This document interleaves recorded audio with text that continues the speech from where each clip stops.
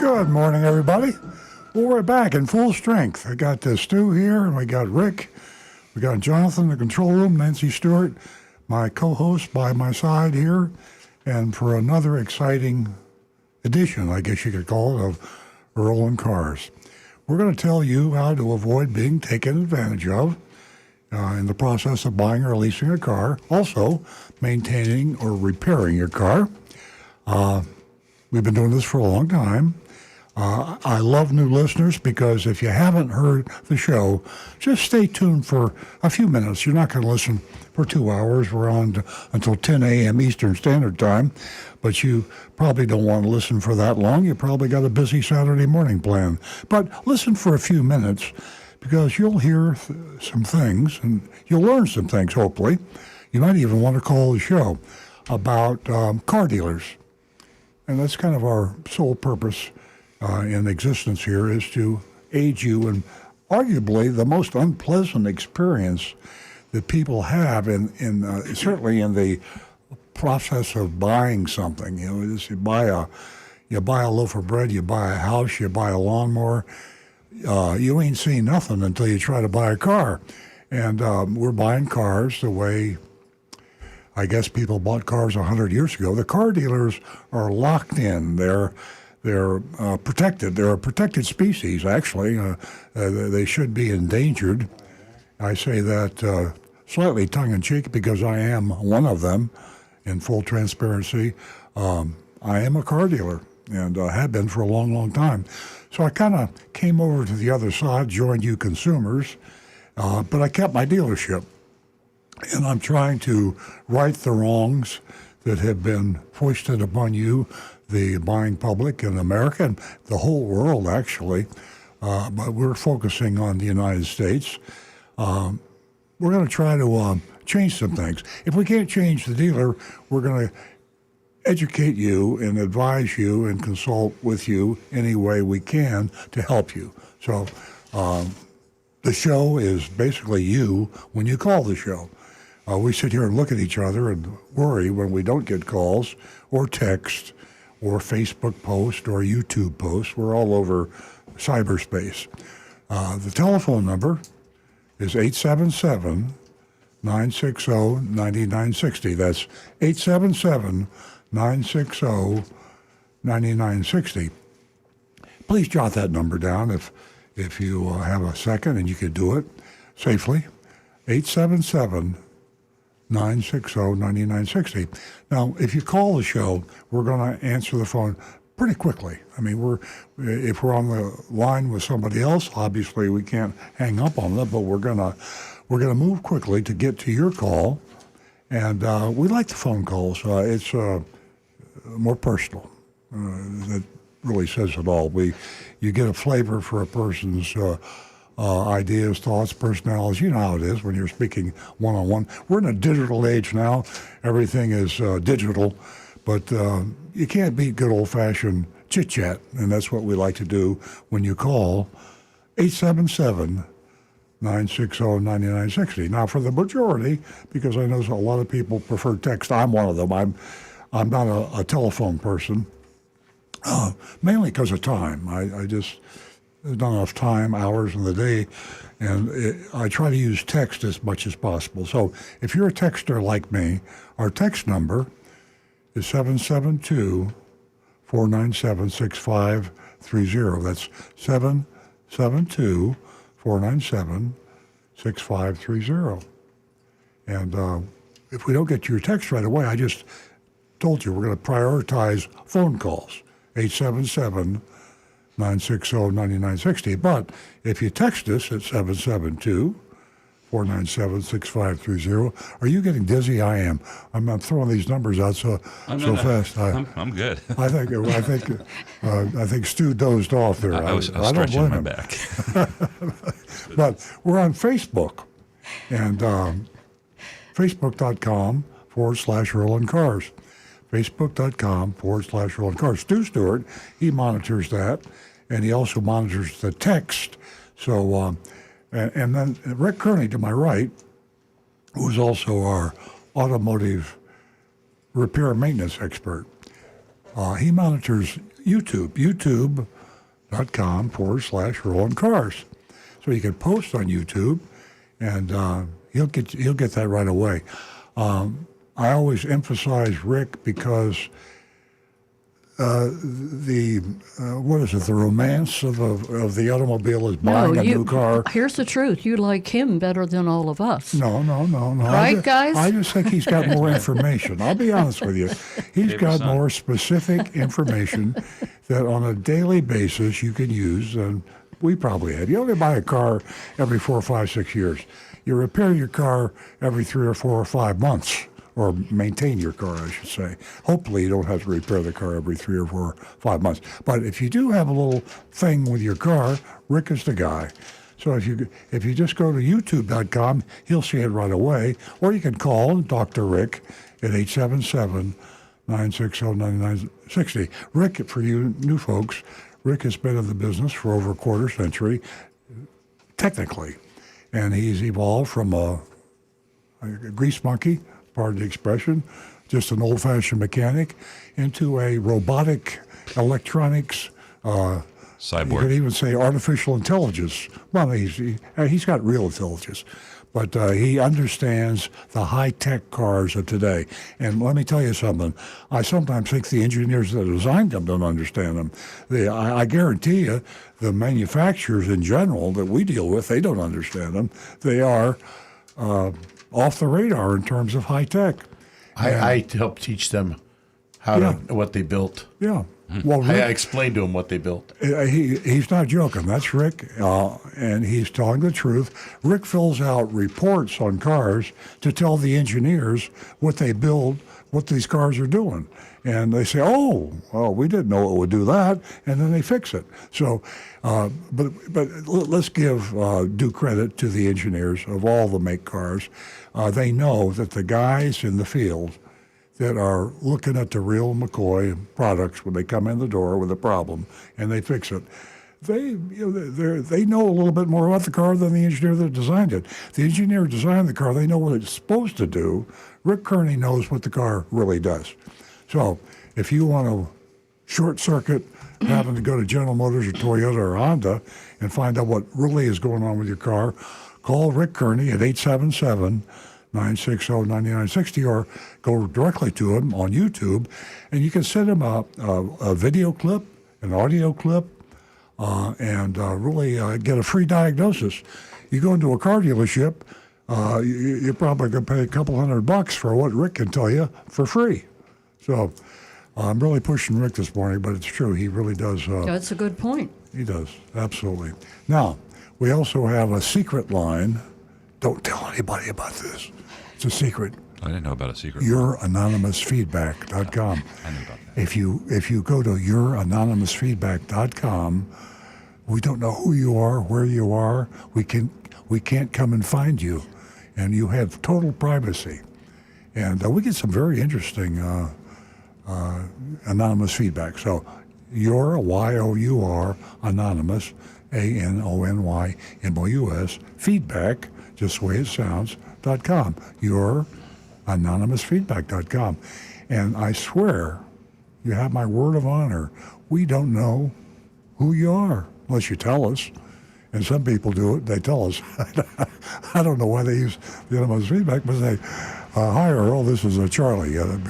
But that's okay. If you can tell us who you are. YourAnonymousFeedback.com. That way you can be candid. You might have something you would be afraid would hurt our feelings. You might have something that is maybe not a little profane, profound, whatever it could be. You can say anything, and we will read it on the air, only bleeping the expletives, but we'll read it on the air, kind of like the text. So that pretty much sums it up of what we do. I'm going to turn the mic over to Nancy Stewart. She is our female consumer advocate. Females are different than males. Breaking news, okay? They like different cars than men. They drive different cars than men. But you know something? They buy and lease just as many cars, maybe even a few more. So there's such an important economic impact on the world. We like to build up as many female callers as we can. And Nancy, she got the parity in female-male callers up from 0 when we started 20 years ago. Now we're 50-50 female callers. And one of the reasons is was a special offer she has for you ladies out there, you females listening. If you haven't called the show before, listen to what Nancy will do for you and give to you if you do that phone call. Good morning, ladies and gentlemen, and welcome. Welcome to another exciting show. Boy, do we have a lot of information to share with you. That consumer report, my goodness, if you didn't receive it, if you didn't go out and purchase it, it is really definitely worth its weight in gold, and that's the February edition that I'm talking about. Also, April. I haven't gotten to that yet. Oh, sorry. Also, there's the edition that I stumbled upon at Publix, and that is the used car edition, the most reliable. And I believe that is 23 April, as Earl just suggested. So, with all that, and we have a great mystery shopping report. I'll give you a little hint. Second to none since 1931. That's all I'll say. I promised. Notorious. Notorious. That's a good word. I promised the recovering car dealer that I would control myself. I'm going to try. Okay, ladies. As Earl said, you are a huge part of the auto industry. You really are. Financially, big, very big. You make a lot of decisions. We encourage you to call this show and be part of the show. Your voice is very important. The number is 877-960-9960, and you can also text us if you're a little shy at 772-497-6530. This morning I have $50 for the first 2 new lady callers. $50. Give us a call toll free at 877-960-9960. Excuse me while I turn off my timer. I have some interesting news from the automotive news about ladies and how brands how they rank among female car buyers.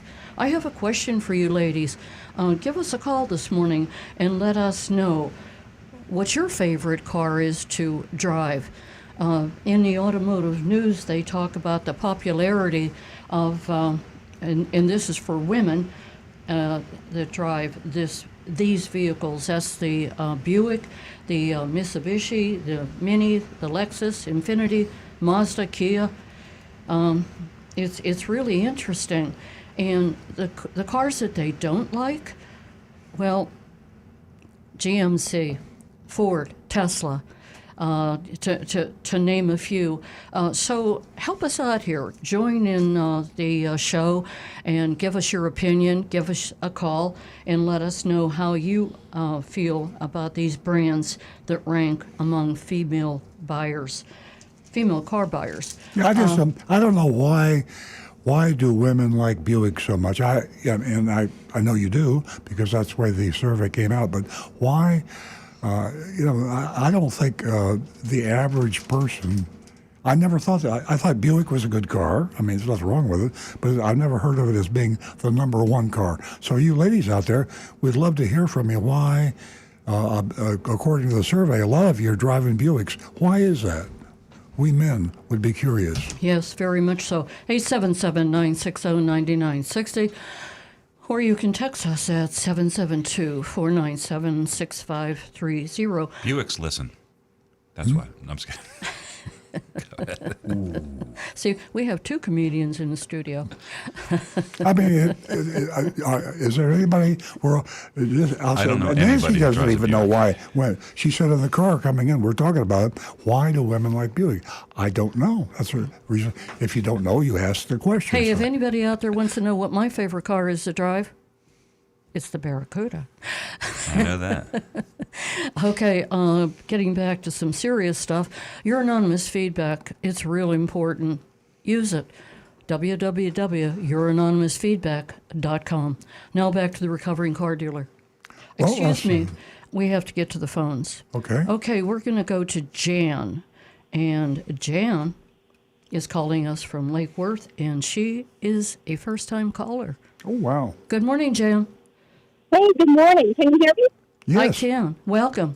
You just won yourself $50. Well, thank you. I just want to say first and foremost, I enjoy your show. I'm always in my car. I'm driving to the gym. I take some classes, and I always turn you on in the morning.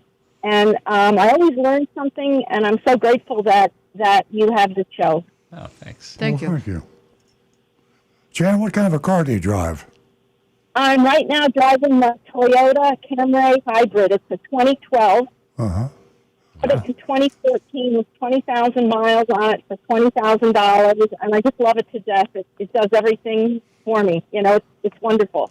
Yeah, we were wondering why we read a survey in Automotive News that said women prefer Buicks, and so obviously you don't prefer Buicks. But do you have any thoughts on Buicks? Do you have any women friends that love Buicks? I think I used to own one. Okay, there you go. I think that it was a large one, and my kids used to call it the gangster car. You know, I used to Yeah. take kids to school. I used to be that chauffeur. That's And funny. on school trips, you could fit a lot of kids in the car, and then they used to write a thank you note and say, "Oh, thank you, Jan, for taking us on the school trip. We love your gangster car." You know, it was love. Great. Did you know that Toyota also stands out in popularity among women? Yes, it's a Well, good. conservative. They're smart, too. It's Okay. a conservative car. Pardon me? I think it's like a conservative car. You know, it has. Yeah. You know, I like the Yeah. bells and whistles, like Yeah. but it's just a basic car. Jan, does it surprise you that women don't? Well, they're not interested in driving a Tesla. No, that's not true. That might be my next car. 2 out of my 4 sons have Teslas. Well, thank you. You've just proved the automotive news wrong. I think it's who you associate with, you know? Like 2 out of my 4 sons own them, and they let me drive them, and they're trying to get me into it because I'm getting older. I'm going to be 70, and they want me to have more safety features. Yeah, that's a great reason. I'm 80 and I do drive a Tesla Plaid. Well, let me rephrase that. My husband and I drive a Tesla. Wonderful. So what can we do for you this morning? Well, I just wanted to call you and just tell you how much I enjoy listening to you. And I'm a first caller, and that was kind of like an incentive as well. Thank you very much for the call. Yeah, thanks for taking the time, especially when you're going to work out. You go, girl. You betcha. Have a great weekend. You too. Thank you. Stay on the line and give me your contact information, Jan. Sure will. Okay, we're going to go to Tony, who's calling us from Port St. Lucie. Good morning, Tony. Hi, good morning. How are you? Great. I enjoy your show also. It's a great program, and when I did work, I was in the automotive industry a little bit. I was a vendor for the car companies, and you guys always had a great reputation, so that was good too. But my question is, are you taking orders on the Grand, Highlander that's coming out in 24? Yes. Stu? Yes. Okay, you are taking, okay, so they have pricing, they have everything, No. so if I come down and talk to them, okay. No, there's not exactly pricing. Just we have approximate pricing, knowing that every model year goes up a small amount. Actually, Right. last year they went up a large amount to, I guess, an Yeah. inflation adjustment, but usually like 1%. And but also, if you put in an order for a 2024 Highlander, that vehicle is going to get delivered in 2024, and we anticipate pricing coming down considerably by then. Certainly, we anticipate it coming down. It is coming down, and it slowly throughout this year. So. It'll be market pricing. I don't think dealers then will be charging over MSRP then, and So Okay. you just get in an order, and it's going to take some time, but getting in early is the smartest thing to do. Yeah, I've owned Toyota and Lexuses for the last 25 years, and they're great products. Knock on wood, never had a problem with any of them, and some of them I had over 100,000 miles on. And they're just great products, very reliable. Very happy with them. Mm-hmm. And I was thinking about buying the Palisades because they're a little bit bigger. And right now I have a Sienna Hybrid, the 2021. Right. And I was thinking about trading it in on a Palisades, but I really wanted to stay with the Toyota product. It's just the Highlander was a little small, where the Grand Highlander looks by its dimensions. Right. Are going to be similar product to the the bigger Palisade. product. Yeah, that was the exactly. area Toyota's trying to get in there with the Grand Highlander. It looks Right, pretty good, and it's they'll be coming out in a spacious. platinum and a limited also, right? They always do that. They're going to Right, divide it up okay. by trim levels. Yeah. All right, great. Thank you very much. I'll be coming down to see you then. You're welcome. Thanks for Tony. thinking Thanks. of us, Tony. Have a great weekend. All righty, bye-bye. 877-960-9960, or you can text us at 772-497-6530. YourAnonymousFeedback.com. Don't forget that. That's real important. Now back to the recovering car dealer. The backdrop that Jonathan put together for us is the cover of the April annual auto edition of Consumer Reports. And I've been reading this as long as I can remember. And this is the best annual auto edition I've seen. If you take nothing else from this show, if you're watching, if you're listening, watching a podcast or any other way, you should get a copy of this. Even if you're not going to buy a car, you probably have friends that are buying cars, family members. This is excellent.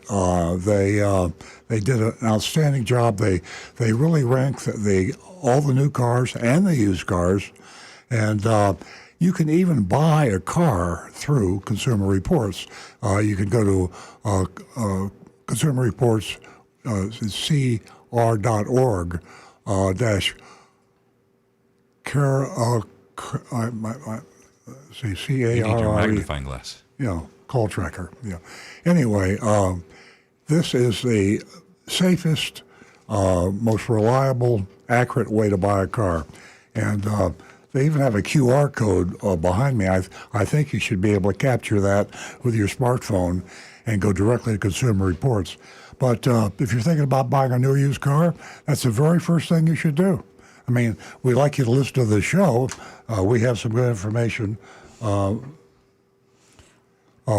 have some good information for you on the show, but this Consumer Reports can not only tell you the best car to buy, it also tells you the cars you don't want to buy. And I always say, I know you probably don't want to buy the number one car, the number two car. Everybody has personal feelings about cars, okay? But you don't want to buy the worst car, right? And Consumer Reports has a list of the worst used cars and the worst new cars. Now, fortunately, there's not that many of them. So if you just did nothing else to buy that Consumer Reports April edition, to find out the cars you don't want to buy, I mean, you do really feel stupid. I hate feeling stupid. I mean, I make mistakes, and if I make an honest mistake, I can live with it. But if I make a stupid mistake, I beat myself up for about 2 days. So don't beat yourself up for 2 days by buying a car that Consumer Reports told you was a terrible car. And pick up an edition of the April annual auto Consumer Reports. You can get it free at the library. You can even go online free at the local library, and you can go online, or you can pick up a copy at the newsstand. So, or you subscribe. Anyway, I swear to you, I'm not an agent for Consumer Reports, and I don't get a commission for selling Consumer Reports. And I know a lot of people out there don't like Consumer Reports. I've had my issues with Consumer Reports. They're not perfect. The only thing they are is they are totally honest. And consistent. And I will stake my life on that. They are honest. They don't take money from the manufacturers of automobiles. They don't take money from car dealers. They don't take they exist on contributions. They don't accept advertising. When they test a car, they buy it for the sticker price. They go to the car dealer and they don't say, I'm Consumer Reports. They just say, I want to buy that car. They buy it and they test it. So total transparency, total honesty. I know they're not always right. I know they make mistakes, but they're right about 95% of the time, or maybe even better. Yeah, I agree with you. They aren't always right. No. But 95 or more percent of the time they are. Yeah. And they test these vehicles, as you said, they purchase them, and the number of miles that they drive these vehicles is really impressive. It's not only impressive, but it just really helps to, walk you through this landmine that we call the auto industry. The other edition that I have in my hands is the used car that just came out, and they list the worst, the very worst. They had the very worst list of used cars that you can check out, and it just helps to prepare you on this journey to purchase a vehicle. And there's a whole lot of other great information in this edition. And by the way, I picked this up at Publix yesterday. It was really an accident that I saw it on the stands. I had never seen something like this before. But it's a great Bible. 877-960-9960, or you can text us at 772-497-6530. We're going to talk with Doug. He's a regular caller, and he's calling us from Boca. Good morning. Good morning, Doug. Hey, Doug, is that you? I hear your cat. I think we got My middle name's Doug. Yeah. Call back, Doug. We can't hear you. Your middle name is Doug. I think his cat dialed us. I'll call back. Oh, no, I hear him. Oh, I hear you, Doug. I hear you. You hear me now? Yeah, we coming can hear through. you now. Yeah, we heard. Well, you're probably guzzling coffee, right? No, actually, I didn't make it yet. I yelled at Sim. I said, please boil the water. I'm coffeeless. So, Sim had this miraculous thing happen with her Honda Accord. It's a 2018, and she extended the lease, right? Uh-huh. And she kept extending the lease. And it's a 2018, and now it's 2023, and they said we have till April. And it's like, I've never heard this before, that a company like Honda would do that. It's just bizarre. It is, yeah. You're right. Because we were supposed to turn it in, almost 2 years ago. Yeah, that's a record. That could be a Guinness record. I don't know why they would do that, but that's great. I mean, it's a bargain for you. Right. And so I want to get into a Toyota, but the situation with the GRs makes me want to give up on that. Mm-hmm. Yeah. What other kind of Toyota would you suggest that wouldn't be like $70,000-$80,000 like the Supra? Well, again, I'll go back to Consumer Reports. I know I sound like a broken record, but they rank the Corolla as, I think, the best new car.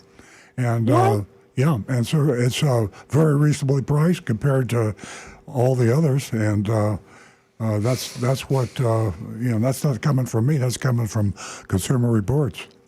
What is it you're really looking for, though? Well, I wanted the GR, but I gave up on that since it's like I don't want to mention, just like every dealership they'll call me up and they go, oh, we got the core in. Yeah. I go, well, how much is that? And they, well, sticker price is this, but we added this and that. Mm-hmm. And, So you're looking at the GR Supra, yeah. the BMW. No, the GR Corolla.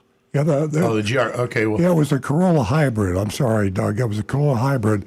That's the number one car, and then the Cross is the number two car. Sounds like I'm doing a commercial, but let's go to the number three car is the Subaru Forester and the Ford Maverick Hybrid. As I say, if you don't have a copy of the April Consumer Reports, which you probably don't because it just came out, but you can thumb through there and you'll find at least their opinion on the best car you should buy. Okay, and I still have my Honda Civic Si that was a replacement for the one that was struck by lightning. So Honda's a great car. Honda's one of the top cars in the world. There's also the rumor that they're going to take the Toyota 86, which is the old Scion FRS, and make that, that's going to be a GR soon. yeah, and that's the one I was interested in too, but when that'll be available is sketchy. Probably another year or two. Easy there, Rick. Excuse me. Sorry. A year or two for that one. And then Sim says, "Well, why don't we get a Tesla?" And I know you guys did, but I'm still not sure about electric cars. I know they're good, but you still have things about them like you have to put a special outlet in your house in order to charge them, right? So Well, you don't have to. I mean, you can use outside chargers, but they have it is convenient. I love it because every night I just plug in the Tesla, and you never think about charging. It's just automatic. You charge it every day, and you got a full charge. I got 300 miles, and of course I don't drive 300 miles a day usually anyway. So I love the idea of charging them. Yeah, it's not difficult at all. We really have it down pat now. I mean, before we would forget to charge, the Tesla, but it's just it's like having a cup of coffee. You can relate to that. You just plug it in, and I usually unplug it in the morning because sometimes, Earl always says to me, I'm really afraid that I'm going to forget to unplug the Tesla, and I'm out there and I can see it, so I just take it up. But it's just, in the beginning, it I was was thinking difficult. about getting a very long cord just in case. But Now I got it handled. And Well, the thank unit you. is waterproof too, so you can mount it. My neighbor has one mounted on the outside of their house. Oh, wow. So I mean, Very it's cool. you don't have to have it like totally garaged. It'll mount outside, and I guarantee that Tesla's smart enough. You're not going to drive away with that cord connected. yeah. It's not going to You got it. Doug, you'll enjoy this. Rick sent me an article. Did you know that Mississippi is making it illegal to sell electric vehicles? What? Who's doing that? Mississippi. The state of Mississippi is telling the electric car manufacturers that they cannot sell cars out of facilities, brick and mortar building. brick and mortar facilities, and. I mean, I'm That's not not surprising. going to make any comments. There are people out there from Mississippi I know that are very nice people and very intelligent people. Probably people in Mississippi Well, very I'm not embarrassed gonna- by that.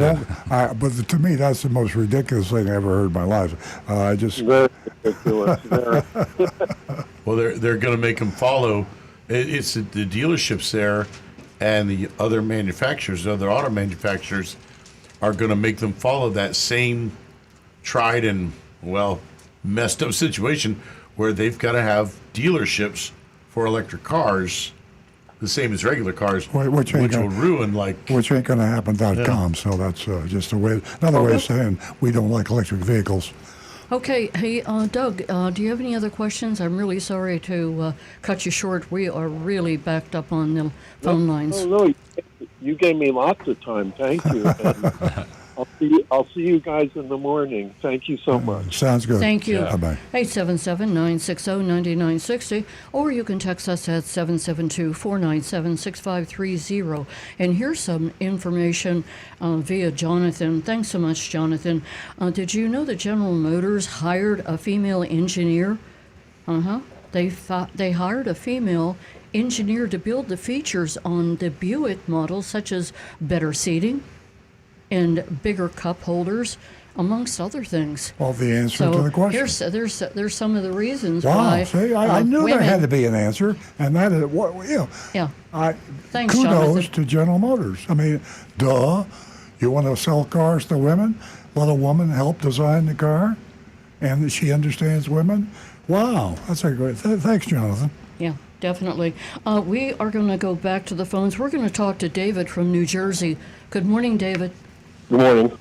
I have a question for Rick today. Yes, he's right Okay, here. Right here. Hey, Rick. Well, first I want to thank you. About 2 months ago, I called about my windshield wipers. The Toyota dealer wanted to change the switch, and you suggested the motor. And I ordered the motor. They put it in, and that was the problem. It was only working on the high speed. Yep. And you gave me some reasons why it probably was the motor, and you were right. So that really helped me out. Saved me time and money. Good. I'm glad. Excellent. Okay. So now my question is now the car, it's a 2012 Prius. I'm the original owner, has about 160,000 miles, and now the light's staying on the dashboard. So the dealer wants to change the 4 devices, but that's kind of too expensive. It's like $850 to do it. Then they'll put aftermarkets in, but they told me they generally don't work. I would have to bring it to them, and no guarantees. Wait, which light is staying on? The tire pressure is staying on and blinking, and they said it's the devices in the wheels need to be changed. Right, the tire pressure sensor. It could be one, or it could be 2 or 3 or all 4 of them have either the battery has finally given up and it's reaching a low point where the battery can't send a signal out, or the unit itself has simply died. And 11 years old, yeah, they do start hitting that point. Our dealership, we've actually reduced our price on them. It's like $100 each on the sensor itself, and then the labor is about, I want to say about $150 for the first one, $200 for the second, third, and fourth. Because anything over the first one is just one price for the up to the next 4 of them.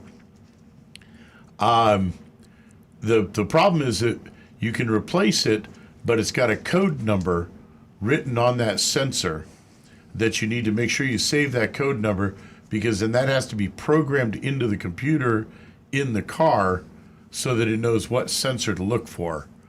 Now they've got them, the newest ones coming out, the car will automatically detect it and understand, hey, that's my sensor after it's been driving down the road for a few miles, and it will even determine where on the car that sensor is.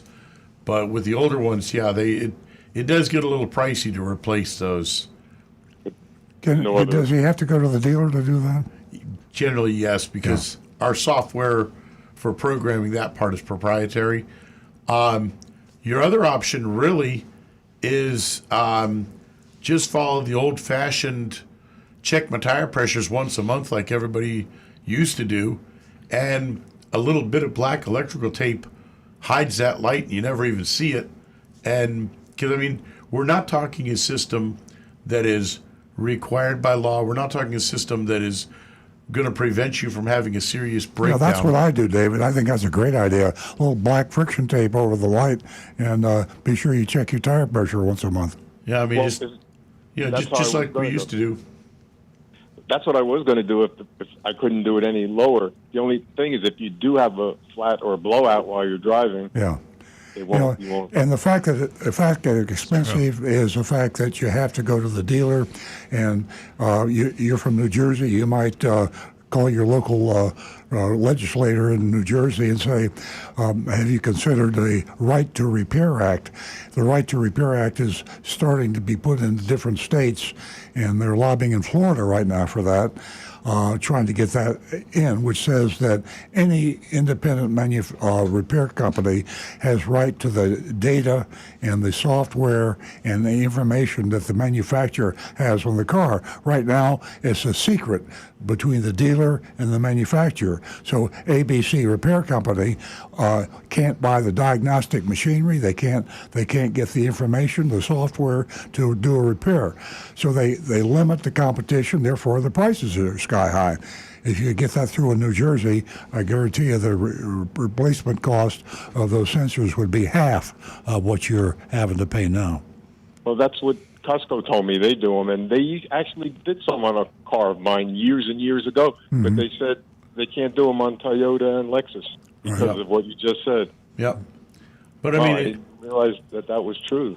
Yeah, if you go back to any car before 2004, when those sensors were first being installed, it was only a couple years before that they were using what's called a non-intrusive system, where the computer would simply look at the wheel speed sensors and say, oh, this wheel's traveling at a different speed than the other three constantly, so it must be low on air. But you go back just a few years before that, my cars never had sensors or anything. We got a lot of calls. I only knew if the tire was low by looking at it. So I'll tell you you- check your tires once a month and you're good. Yeah, great information, Rick Yes. and David. If you have another question, we'll take No, it, good. but we have so many calls backed up. No, I'm good. I appreciate taking my question. Have a good day, everybody. You're welcome. Thanks, and, David. and David, take a look at that February edition of the new car features that we love, some we don't.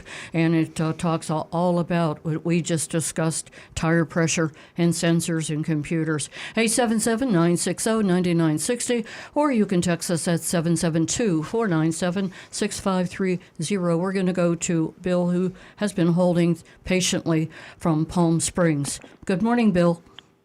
Good morning, Nancy. I had a question or two for Earl, but first I wanted to ask you, why did you tell that lady you're 80 years old? I've seen your picture, I Nancy. think Come on. She's before lying. you say anything, you asked me why. Because I think about my age more now than I ever did before, and I should have been thinking about it before, because no one believed that my children were my children. They thought they were my sisters. Nobody believes you're And- 80. Pardon me? Nobody believes you're 80. And right now, at 80 years old, I think about mortality, and I think about what life I have left ahead of me. And I should have been doing this before, but I'm doing it more so right now, and trying to enjoy every single moment on this earth. And I'm proud that I lived this long, but I want to live, it sounds ridiculous, another 80 years. Okay, I answered your question. I understand. I understand. I think about my own mortality at times. But anyways, I had a question or two for Earl. Okay. He's right there. Earl, I'm I know you have a lot 82 of years callers. old. Earl, I know you have a lot of callers, and you might have wrote about this in your book. That isn't but going to your- stop me from knocking him off his chair. Your father was Doug Stewart, right? That's my brother. He was my older brother, half brother actually. Oh, and okay. Earl Stewart was my father, and I'm Earl Stewart Jr. And sitting across from me is Earl Stewart III, now AKA Stu. The last of the Earls. Yes, the Okay. last of the Earls. Okay. I know you have a lot of callers with more pressing questions on financing and questions for Rick and all, but I was just wondering if I could ask you about your brother. I was born and raised here, and while I never met him, I do remember him from his television commercials. Yeah. And I was just wondering how he got his start in the business, and when and where you all were originally from here. Or was your dad in the business also? Yeah, my dad started the Stewart Pontiac in 1937, and In West Palm? in West Palm Beach, yeah, and Okay. and my brother Doug Stewart at that time was in Detroit, and he was working for GMAC, General Motors Acceptance Corporation. And after my father bought he started it from scratch with a man named Lawrence Obie, and they were 50-50 partners. So in 1945, he asked my brother, I was 5 years old at the time, and I was too young to work in the dealership. so he asked my brother to come to West Palm Beach, and he did. And he came into the business with my father. So that's how Doug Stewart started in the business, and automotive background, General Motors Acceptance Corporation. Okay, so your dad built the dealership, the Pontiac dealership down there on Dixie? Yeah, it was Lawrence Obey was his partner. If you want the real history, my mother loaned him her life savings, $10,000 to start the dealership, and then Obey put in the rest of the money. And rumor had it that he got his money from bootlegging during Prohibition, but that's only a rumor. And they started the dealership, and the rest is history. Why does Lawrence Obey sound familiar? What else did he do? That name sounds familiar for some reason. You know, honestly, he lived at the Fontana Apartments on Flagler. He was from Michigan. He had a sailboat, and my father told me that he used to get booze in Canada and sail it across the Lake Michigan or whatever it is, and sell it during Prohibition, and he made a lot of money. When was repeal? So I mean, Lawrence Obey has long passed away, and I think the statute of limitations is up, so I can let the cat out of the bag. So, did your dad build the Pontiac dealership on Dixie? Yes, he did. Well, actually, the very first one was on Olive, and that building no longer exists. And then he moved into the Pontiac dealership, which was at 1928 South Dixie Highway. Right across the Carefree Theater. Everybody, a lot of people, old time, right next to it. Yeah. And Roger Dean was down the street before he moved out west. Yeah, Roger Dean, and McCoy was a first Toyota dealer. He moved into the place where Roger Dean was. It's just a lot of history. You sound like a guy that's been around town for a while. Well, I was born and raised here. Oh, yeah. And I remember the Oldsmobile dealership down there on Olive. Oh, yeah. Was it Harper Olds? Clark Oldsmobile, Harper Clark. And Harper Clark, rather. Harper Clark was my father's first salesman. Really? And then apparently he did pretty well because he was able to get the Oldsmobile franchise. So a lot of history. Okay. I'd love to talk with you about this. I know you have other callers. I'll let you go. Do you write about any of this in your book? I've been meaning to get it. I want to get it one day. Yeah, actually my new book, which is I keep saying is coming out. I said it was coming out in January. I lied, and it's very near being published. So it's called Confessions of a Recovering Car Dealer, and I do talk about what you talked about. Redemption. Okay. Redemptions of a recovered car dealer. Yeah. The first one is Confessions of a Recovered Car Dealer. We're trying our best to get it, published. Wrapped up. All right. That's it, wrapped up. I know you have other callers. I'd love to sit down with you over a beer one day and talk with you. I'd like that too, Bill. I'll let you go. Let you go. Thank you. Thanks so much Bye for now. the call. We're going to go to John, who has been holding patiently from West Palm Beach. Good morning, John. Oh, good morning. For the gentleman that called earlier about wanting to get a GR, but now he's thinking, he was turned off about the Tesla because he had to get a different outlet. Yeah, it was Doug. I just wanted, when I was calling into the station, you may have already answered his question or came up with this, but for me, when we bought our Tesla, we bought the charging system that was $500. It runs on 240. We had it installed. Electrician came out and installed it. We have it on the inside of the garage, and the best investment we ever made. And it's not a special outlet. It just runs off of 240 out of your. That's correct. Box. Yeah, that's correct. And if he's still listening, my charging bill for the month, it's on the app, is only $46 a month to charge my car at home. Yeah. And I do it at midnight when it's 16 cents a kilowatt hour. Yeah, well, that's real smart. I didn't even think about that. I just plug mine in at night, but I should wait till the rates go down. Yeah, and they go through it with you, and that you just find out when you're stay off of the peak charging hours, and it's listed there. And that Is there any software? Do you know with chargers? Do you know if there's any smart like chargers out there that does that automatically? That, just kind of draws only during the optimal times. I don't think so, but it should be. I mean, as far as I know, I'd have to get up at midnight and plug it in. Well, the reason I thought about this, sorry for taking a little tangent, but it's related. Tesla sells those battery walls for homes, and there's a process where you have a big battery in your house, and it charges when electricity is cheap, and then you only use it when it's expensive, and so you eventually you whittle down the actual effective cost of the electricity. Yeah, and that would be a similar thing with charging a vehicle. It'll happen. I mean, that's a great idea. Yeah, great idea. I just invented that on the radio. Earl, I did. Earl, just to let you know, you don't have to get up at midnight. When you go to charge your car, you can schedule when your car starts charging. Oh, And that's so right. Yeah, that's right. I forgot about that. Yeah. That's exactly. Thank you. That was the best step I've had all day. I'll do that.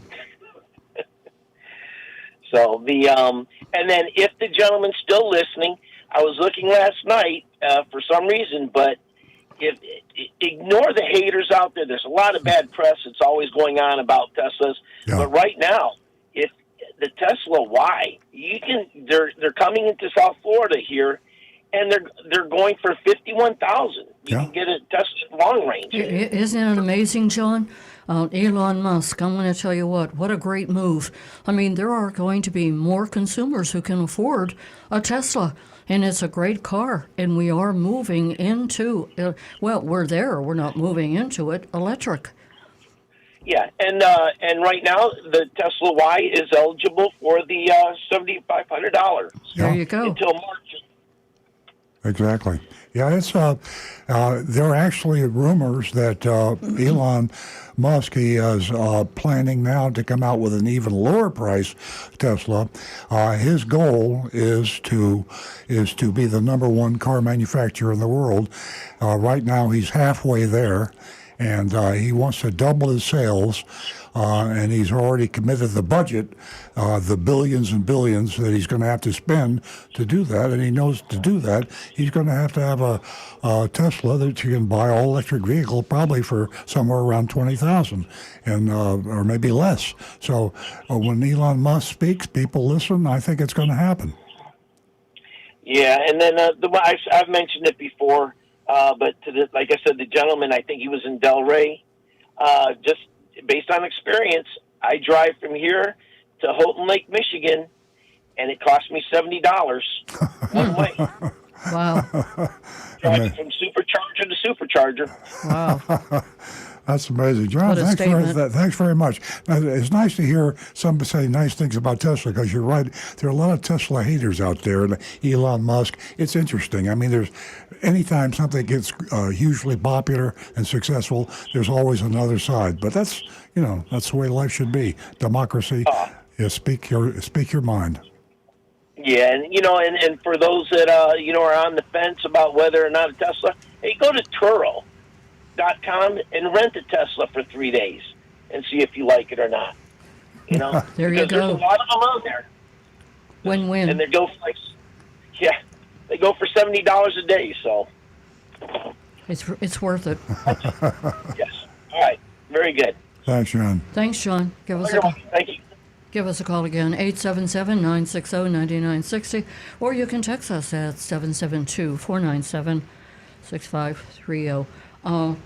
Ladies, I asked a question earlier, and I'll repeat it if you didn't hear me. I'd like to know what brand vehicle you would rather drive, and also this Buick that women would rather drive. Are you one of them? Engineered by a woman. See, that's the genius. I'm always saying negative things about General Motors. That is a very positive statement, that they had the foresight to realize, hey, if you want to sell more cars to women, let a woman design the car, and that's what they did. Yeah. The Buick is designed by a woman. Yeah, the inside of that car, boy, I'll tell you what, you climb into the car, well, you purchase the car, Then you climb into the car and you're driving, and all of a sudden you say, Lord, what can I do with this seat? You know, it wasn't designed for me, the female, that may have a smaller frame. There's just a lot of great ideas that can come from a female that is a engineer and designs the inside of a car. Ladies, $50. I have $50 here for one more. I'm out of breath. First-time caller. So give us a call, 877-960-9960. Don't forget your anonymousfeedback.com, and we're going to go to Dick in Jupiter. Good morning, Dick. Good morning. Welcome. How you all doing? We're doing great. Good to talk with you. I'm a Tesla owner up in Jupiter, and I'm a fanboy about Teslas, and I've talked to you before. Just a couple of reminders. You just were discussing charging at off-peak hours. If you go to your app, you'll find that there's a button there you can switch to charge it off-peak hours. Mm-hmm. And your got my Tesla phone. app. Yeah, I'm looking He's at it setting it up now. right now. Yeah, I'm pulling it up. Yeah, you can do. I remember that. I think I had that. I never used it back when I was driving that one a year ago or so. But I never even thought why to use it. But yeah, that's It's right here. I'm looking at it. I can't believe I didn't look at this. It's a schedule, and it says off-peak charge. Because you don't read Reduce manuals. energy costs. And all I got to do is hit this button. I just did it. Wow. Based on the last discussion, I thought it was appropriate to call. I had another reminder item. I heard you mention a couple times that you have to be plugged in to update your Tesla. You do not have to be plugged in. I'm holding that up for the camera. All you Tesla owners that are as stupid as I am, No. I didn't even know that was there. They read the manuals. How much does this cost me? Because I didn't know that was there. Probably Very cool. $20 a month, probably. Thank you, Dick. Yeah, well, I'm one of those guys when I'm on the road. I bought mine when it was free, so I can go anywhere in the country for zero. Man, Zero charge. that's great. I do have the charger in my home, and that worked great too. It sure does. I remember hearing about when this is years ago, there was supposed to be an automated robotic charging arm that when you pulled into the garage, the snake-like aperture or appendage comes out and plugs your car in. Right. It looks like you had to blow a flute to get a Cobra to come up. And I tell you, I think it just made people think of Terminator and the attack of the machines, but kind of scary looking. You can still see a video clip of that on YouTube. Was that plugging in? Do you know if that was just something somebody made, or was that something Tesla released? No, that's something Tesla looked at, and they didn't do it because it scared people. It may come yet, because when they get the automated, full FSD robo cars, those things got to be charged. So they're going to have some way of plugging them in. They do, and ultimately, I know a lot. We constantly, I see it on the feedback we get, and we hear it on the show a lot. The anxiety of charging, having a home charger just kind of eliminates all of that. Yeah, Dick, I was playing with my iPhone here after you told me about the off charging, and I just remembered I have my Tesla in doggy mode now to show you how cool that is. I don't have a dog in the car now, but we put it in doggy mode to keep the air conditioning on. So when we get in the car, it's the right temperature. Wait a minute. So now I'm looking at the inside of the car. I think I see a and dog my in dog there. got away. The dog's not there. No, I see a dog in there. I'm the same way. Hey, Dick, what's even more fun is whenever I have the app on my telephone also. This really isn't funny, but so we're walking towards the car, and I want to activate the hatchback, and Earl wants to do the same thing. Well, he gets to the Tesla, and I decide to close the hatchback. Is that a peacock? And it hits him in. It hits him in the head. It's not funny, Yeah, but the bump is right there. we have and some negative things have happened to me too. But it's just the do's and don'ts of each one of us having access to features on the Tesla. But we must communicate and know what we are doing, because it could be detrimental to our health. I just thought I'd share that. Yeah. A couple of brief items. Another one, you have said a couple times on the air about you had to have your Tesla plugged in for the update. Yeah. That's not true. You can update anywhere you can get on the Wi-Fi. You got to be close to the Wi-Fi. I've updated mine on the road. Yeah, I was wondering about. You know who told me that was my financial advisor. Wasn't me. Greg O'Hare. He didn't tell you about the scheduled charging either. I say people tell me things. When smart people tell me things, they can tell me anything. But what you said makes sense. Why would you have to have it plugged in? Well, no data is coming on the electrical cord. It's Didn't he have a motive to his madness? Didn't he have a motive to his madness? He wanted to drive the car. I thought you had to plug it into your phone and dial in. Yeah, it comes in the Wi-Fi. We have Wi-Fi in the garage, I just. Greg O'Hare, are you listening? Merrill Lynch. You don't know what you're talking about. Greg's out running. Yes, Hey, Earl. Rick. Yeah, you can update it in front of Starbucks if you want or whatever. Yeah.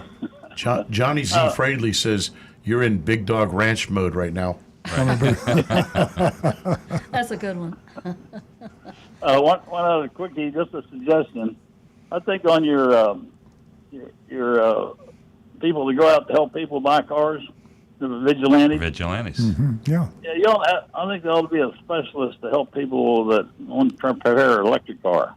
Well, that's a great idea. There's a lot about electric cars that you can't cover everything on your program. Yeah. And there's a lot of half truths out there, and I might even volunteer to help you. But that's an idea to get people. We'll make you our electric vigilante, and we'll add a subcategory. Stu does that on that's a great name for a band, the Electric Vigilantes. Electric They're the EVs. The EVs, yeah.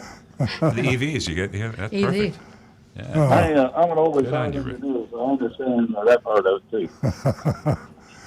Well, Dick, you are a great caller. I love to have a fellow Tesla guy on the phone.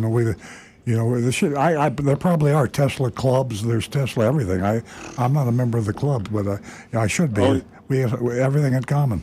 You'd learn a lot. Yeah, the Tesla owners of Florida is a great outfit. They had a nice big get together up at. Yeah. Exactly. I sent you a notice on it, by the way. Yeah. It was a couple months ago. Very good. Okay, 877-960-9960, or you can text us at 772-497-6530.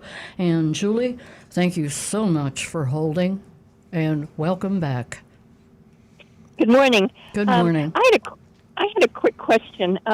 A lot of times in the morning, my front and rear windows are fogged up, and I turn on the defroster. And this is a very simple question. If I want it to clear as soon as possible, is it better to use cold air or hot air? Hot air. Actually, the warmer air.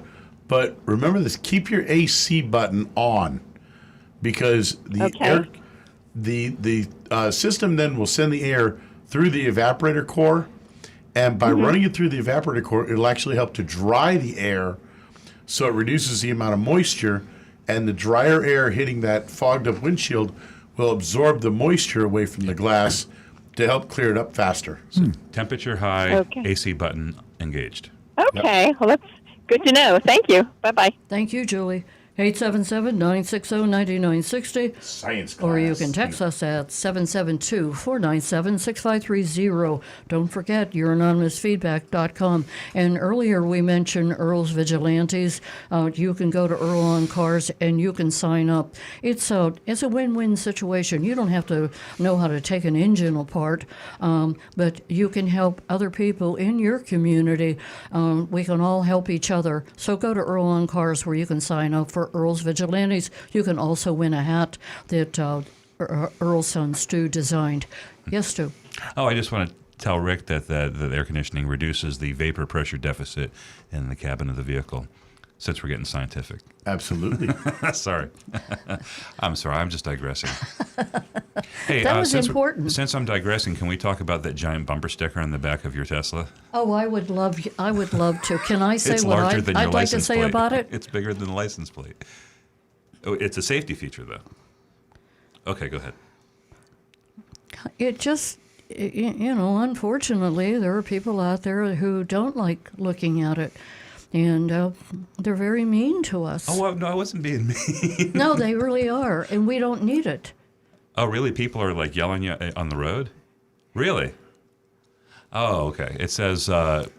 She speaks with forked tongue. Oh, Nancy Look, is. now, the car has. We've been driving the Tesla, and suddenly it stops. Okay. With the autopilot. Autopilot. Right. So, And so- the car clearly says on the bumper, autonomous. Okay, that's where Correct. you're getting the thing. So we're not in autonomous. Most people know that when you see driver training cars, it is probably the law. If not, it should be the law. But all driver training cars say student driver. Right. The reason they say student driver 'Cause something is can for happen. obvious reasons. I don't need to explain that. So if you have a fully autonomous car, we all know that they have not been perfected. Tesla's been sued. There's common discussion about this. Nancy and I have talked about it on the air. Everybody talks about it, that there's a long way to go before a car is fully, totally autonomous. So these are beta cars on the road, test cars, and Elon Musk, the genius he is, has got millions of people out there testing his cars. He has the software wired into computers in his labs, and he makes constant adjustments, increases the efficiency of the vehicle. Right. So, In the meantime. so that what I do, so that people know that if I have my autonomous on, you need to be careful of this car, just like a student driver would be. So you do it as a safety measure for the public. Yes. I understand why you. Yeah. You know what Two. Tesla needs And to do. there are Tesla haters out there, and they probably resent the fact that I have an autonomous car, and they probably they can't. They call into the show too. Two. And They also probably don't know anonymous. what autonomous means. They probably means it's a dirty word. They probably To think it's like your a point. socialist.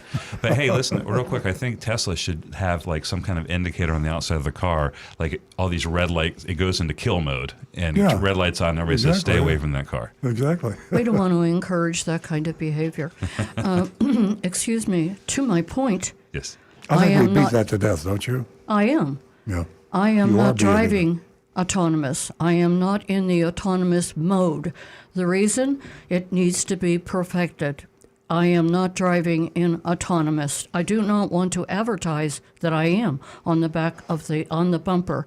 Earl promised me that he would not drive in autonomous because of some near disaster situations that we've been in. Oh, boy. So we do not drive in autonomous. I don't drive autonomous with you in the car, but when I am in the car, You promised me you would not drive autonomous. lied. Are you telling me you're driving I lied. autonomous Ladies and when I'm not gentlemen, in the do car you have with some you? popcorn? Ladies and gentlemen, you're witnessing a family argument right here on True Oldies. Stu, your son has gotten out the peanuts and popcorn. Obviously, he finds this I entertaining. think this is great radio. Actually, I think our ratings are going to soar right now. It's great YouTube too. It is. This is good content. I just don't want to get. Keep going. I don't want to get you all revved up, but I know I do that easily. But we're not driving in autonomous, and we promised each other, and you just broke your promise. Are you serious, Earl? on You the have air. to answer me on the air.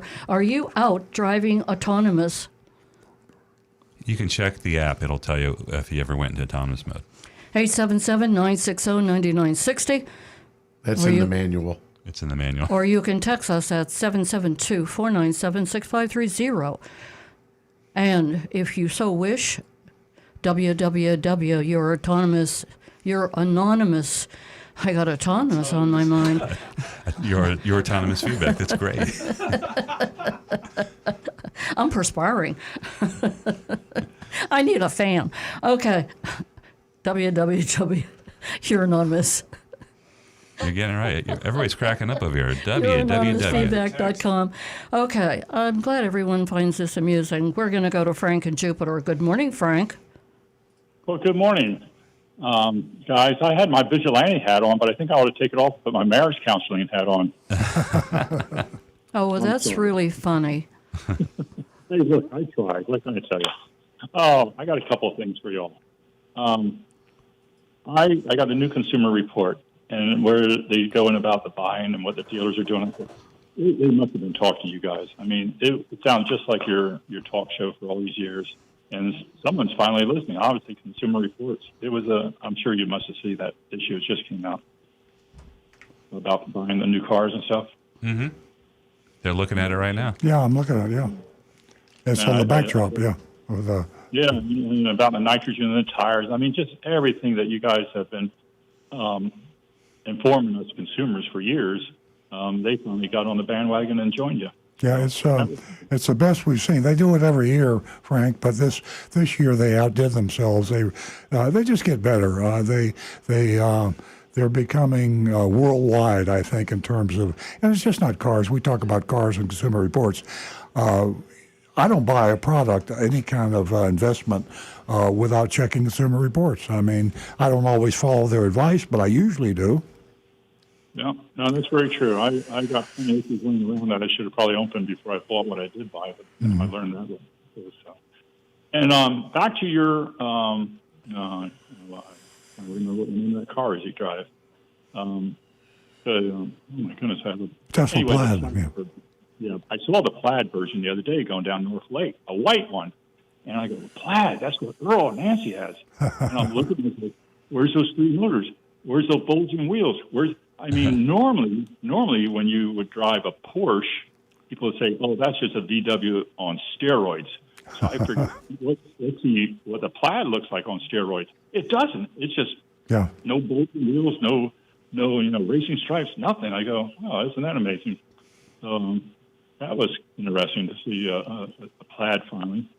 And then earlier this morning when you guys were talking about the windshield fogging up, I never thought that would work with the AC off like that.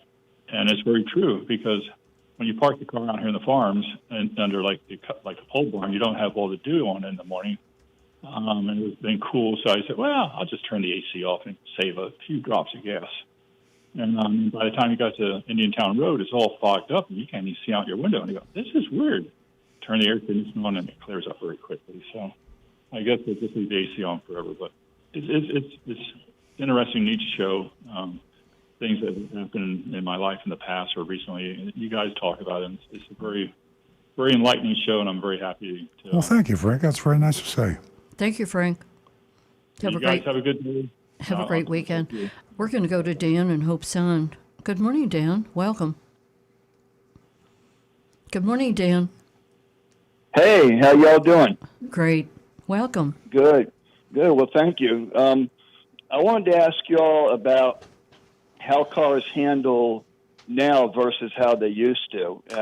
My first car was a 69 Le Mans, and I could steer that thing with one finger, and I loved it, and I regret ever getting rid of it. Now, I didn't know what I had.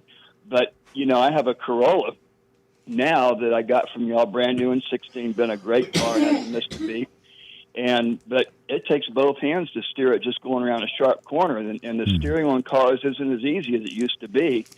And the other thing is, those old land yachts, you could run over a railroad tie and not feel it, and now you feel every pebble that you run over. I just think like we've kind of maybe moved backwards in that respect now. I just wonder why that is. Dan, that's a good question. I think it probably has to do with engineering, safety. I think that I do remember going way back. Maybe it was when power steering first came out, but the steering wheel was extremely easy to move. Really loose. And there was a lot of play in it. And they probably determined that wasn't safe. Would be my guess. You have to have some resistance, and you're absolutely right. The resistance in today's modern power steering is less than it was. It might be also just like a cultural fashion thing, like people just like that. I know that like a lot of cars will have a sport mode. Well, that you can turn on. You stop and think. Before power steering, you had to be a very strong person to park a car, and whoever invented power steering, they probably said, "Wow, this is really cool." Let's turn it all the way to 10. The easier it is to turn, the better. Rick, you're chomping at the bit here. Well, one of the things back in the day, you had the big land yachts. The steering wheel was tiny, very small steering wheel. When? Back, say, in the 70s. Well, you're not going far enough back. So you're even into the 60s, the 50s. No, when the 20s. Well, you get into the 50s. The steering wheels were much larger. Right. You get in the 50s and early 60s. You had a much larger steering wheel. Yeah. But you also had a wheel that you turned 3 or 4 times around. Yeah. Versus a wheel now that it's Yeah. 1.5 revolutions, and you've almost got the sideways. Rack and pinion steering made a big difference on that versus a gearbox that has much more moving parts. So a safety issue. Yeah, I remember that you'd back up in Yeah. a spot and you'd be sitting, the wheel would be going around. Yep. Less moving parts. It's safer. It's less parts to break. And of course, also it's a better feel for the car that gives you a better response Which relates in to emergency safety, yeah. situations. Yeah. You know, there's a lot to it. Yeah. It was like driving a boat back then. Mm-hmm. That answer your question, Dan? Yeah, and the suspension, though. I mean, you could, you had a big car back then. You could run over a curb stopper and barely feel it. Now, I think that's the same answer. I think that the driver in the car needs to know the surface they're on, and I think that that it's probably a matter of braking, cornering, control of the car in an emergency situation. The car has to feel the road, and the driver, unfortunately, has to feel the road too. If you're in a car that floats, and I remember some of these big cars back in the day that were just like gliding on ice, but they really weren't safe. They felt good, and you didn't get any cricks in your neck from a long trip, but unfortunately, it wasn't a safe thing to have that.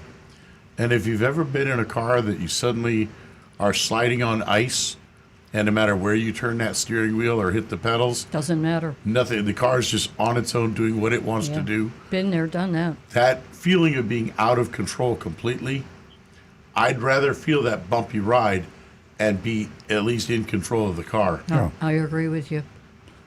Yeah. Oh. Yeah, well, I'm gonna stay down here in sunny South Florida, away from the ice. So, well, hey, thank you for answering my question. That cleared things up for me because that's been bugging me for a long time. And I know you got other callers, so I'll let you guys. Hey, go. Dan, before you go, where are you from originally? I'm from West Palm Beach originally. Originally, okay. Wow. All right. Yeah. And my Another wife is Floridian. too. Nice to meet you. So is my wife. The same doctor delivered us, so it's a small world. It definitely is. Yeah. Well, Thank you. y'all for what you do. Thank you for everything. Thank you. All right. Have a The driver must know the surface it's on. That's real important. Definitely important. 877-960-9960, or you can text us at 772-497-6530. Your anonymous feedback, you can always take advantage of that. www.youranonymousfeedback.com. Now back to the No, we got Howard. Howard's calling right now. Good morning, Howard. Howard's our regular caller. Yeah. How you all doing? Notice my southern accent? I come from South Bronx. So that's why I'm a southern. Okay. Rick, I have a question for you. And let's see if I can stump you. What cars do not have ABS? Railroad cars. Okay, not really. I'm going to stump you this time. Cars nowadays without anti-lock brake system. I don't think there are any. Race cars. Well, those aren't cars. No, I'm serious. Go try to buy one right now to run on the road legally. You can't do it. Okay. Next comment. I think I stumped you. Next question. Which cars have to have nitrogen in the tires? Race car. Have to have? None actually have to have, but race car.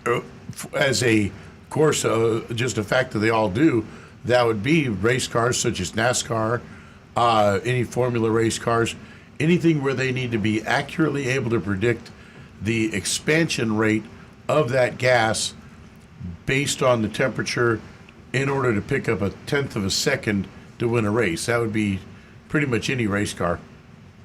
Correct. Okay, now, next comment I have to make. A friend of mine bought a car, and it didn't have a spare tire.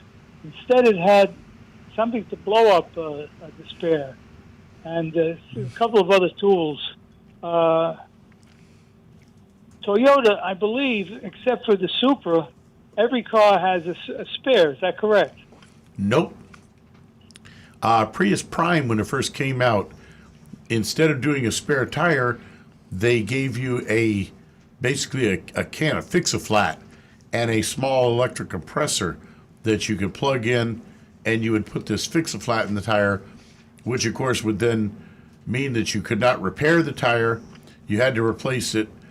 You had to replace the tire pressure sensor and clean the wheel out. So it was a pretty big nightmare.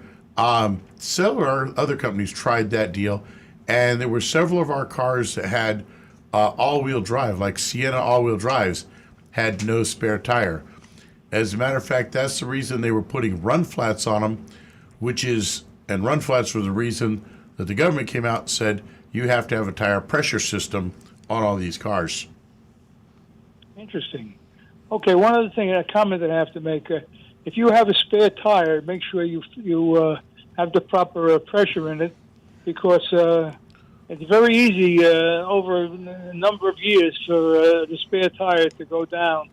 So make sure you check that. It could be hard because you have to, to get it out is not easy. Absolutely. Yeah. And as a life hack, carry a little battery operator or plug in the power outlet operated air compressor in your car.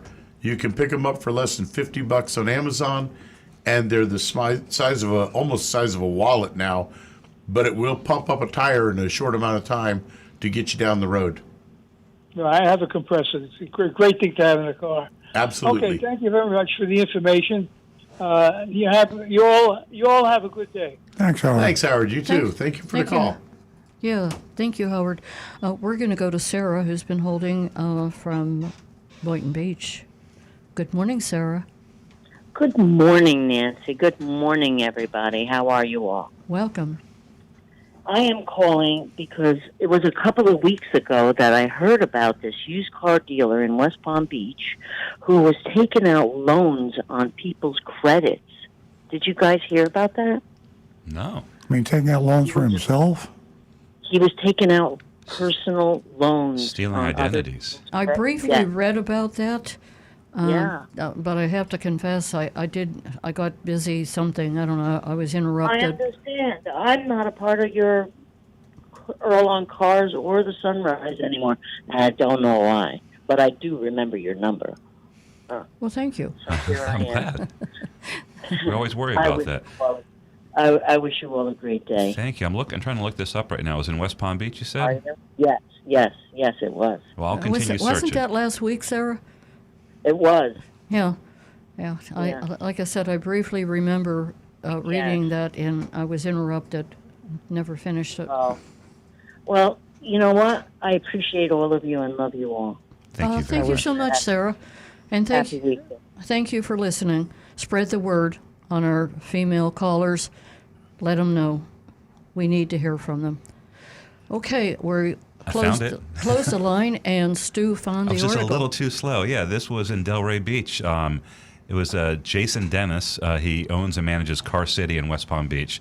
He's facing multiple fraud charges. He was arrested by the Palm Beach County Sheriff's Office. He took out multiple loans using customer information, and he's out on bail, but he's going to go to trial and face the music. Interesting. Ooh. Yeah, Delray Beach. And that was he lives in Delray. It happened in West Palm Beach. It was at Car City. Sounds like a little independent used lot. Mm-hmm. Yeah. One of the little places. Okay, we need to get to some texts and Facebook and YouTube. Anne Marie's been ignored the entire show, or it's almost we over. We apologize. That's okay. I liked her text because I've been thinking about this all the time. She says, "Good morning. Train wrecks have been in the news a lot lately. There are ways to minimize some of the carnage. For example, if your car gets stuck on the tracks and won't move, grab your cell phone, get out of the car, and get away from the tracks. Look for a blue and white sign near the crossing." Jonathan's going to put it up on the screen for those of you who are watching the live stream. It's a blue and white sign. It should be clearly visible. The emergency notification system sign includes an emergency phone number for the specific railroad responsible for that specific crossing and the U.S. Department of Transportation National Crossing Inventory number, which identifies the exact location where it is. Call that number, describe the problem, and give the National Crossing Inventory number so the Emergency Response Center can contact oncoming trains. But if you're going to grab the cell phone, don't look for it too long. Right. I mean, true. Where is that cell phone? Maybe it's in the glove box. Exactly. Check the back seat. Yeah. If you see a train, if there is a train coming visibly, just get out of there as fast. If you don't see any train coming, you can take a second or two to. I would leap out and borrow somebody else's cell phone. Okay, you could do that. I would just start screaming at Get the out car. of that Call car. that number. Anyway. It says once a train's brakes are applied, it will still travel a mile before it can come to a stop, depending on the speed, I'm sure. And the weight of the train. And the weight of the train, and the Could be friction a on the lot track. more than that. And this is from Anne Marie. She signed it Mother Hen, which I really like. And she sent us a picture of the thing so you can watch that. And I didn't know what that was.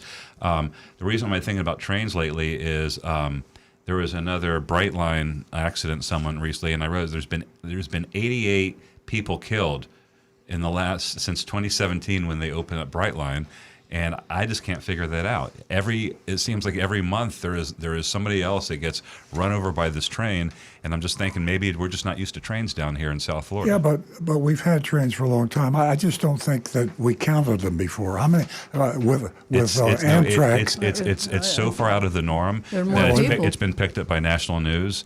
And what reminded me, it was a national CBS story that picked it up, and there is an anomalous.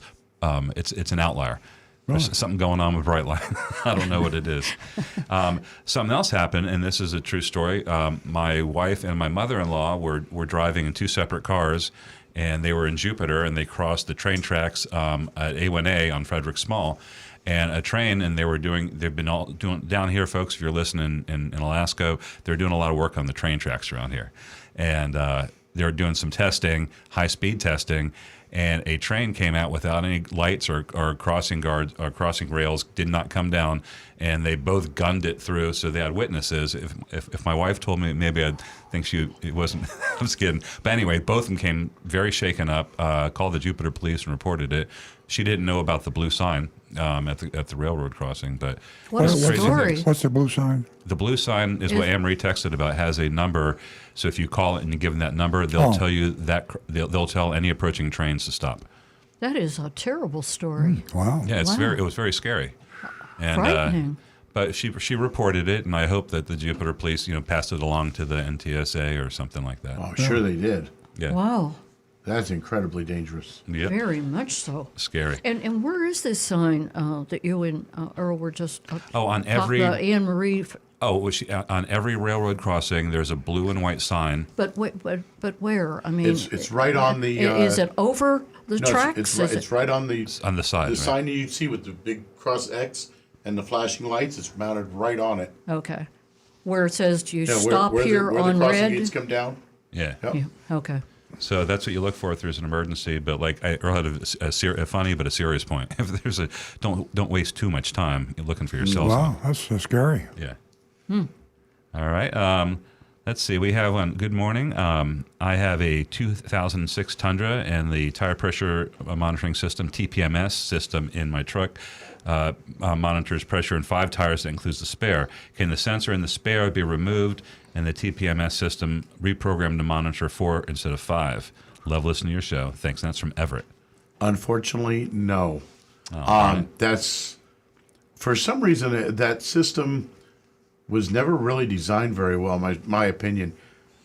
They should have had you have the ability to remove the spare, but in other cases, you should have the ability to put a sensor in the spare. Yeah. Because like my own truck with a full-size spare does not come with that 5th sensor, and you have to go with that. But however, certain models like Land Cruisers, you could actually have an entire second set of sensors, a second set of wheels, and you would tell it which set of wheels. So if you were running summer tires versus winter tires for up north, you could literally just have two sets of wheels and just swap them. Or if you're like traversing like the Arabian desert and you need extra tires. Exactly, that too, yeah. Okay.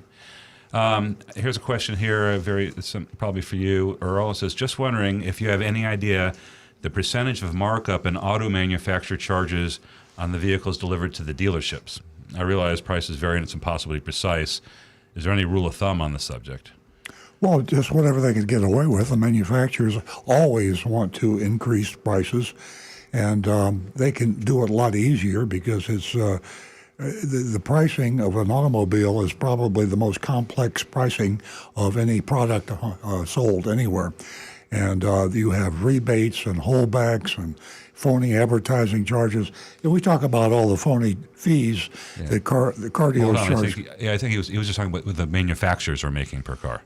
That's what I'm talking about. Oh, okay. Yeah, the manufacturers can actually increase the price to a car dealer, for example, by lowering the amount of dealer incentives that they have on the car, or by changing the freight.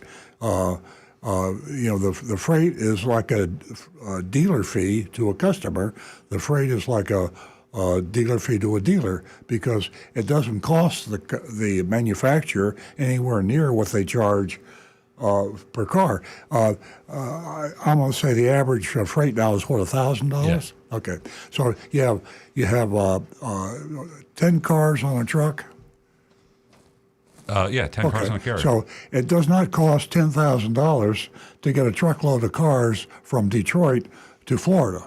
No. And they charge $10,000 freight. That's a dealer fee, screwing the dealer. And of course, the dealer passes the cost along to the customer, and inadvertently, you have no choice. Especially nowadays that people are charging over but the increased cost to the dealers has gone up steadily over the past 3-4 years. Yeah, and I looked it up. So as far as like gross profit margins, it varies all the way up through manufacturers, but it looks around 10-15%. Toyota is making 15%. Ford is making a 15% gross profit margin.